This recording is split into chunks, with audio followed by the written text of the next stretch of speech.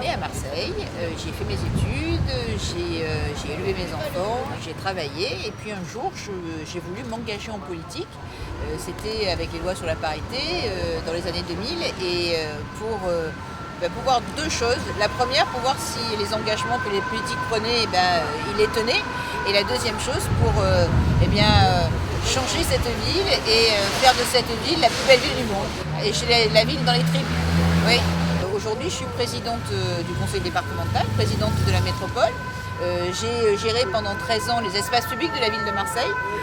Et puis un jour, je suis partie à la conquête de ce qu'on appelle chez nous le bateau bleu dans le conseil départemental, le conseil général des Bouches-du-Rhône.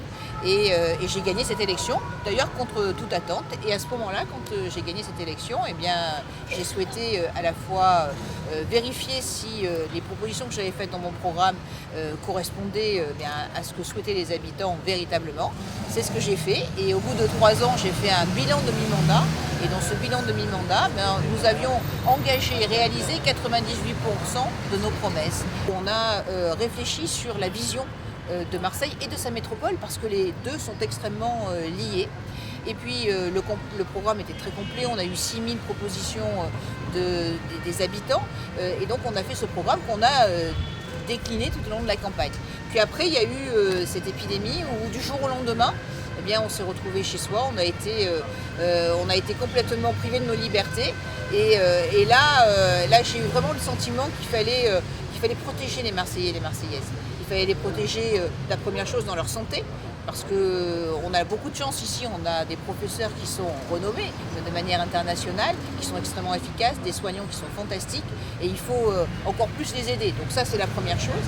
La deuxième, c'est une protection au niveau du tissu économique. Aujourd'hui, on a passé une épidémie sanitaire, une crise sanitaire. Moi, je crains la crise économique et après la crise sociale.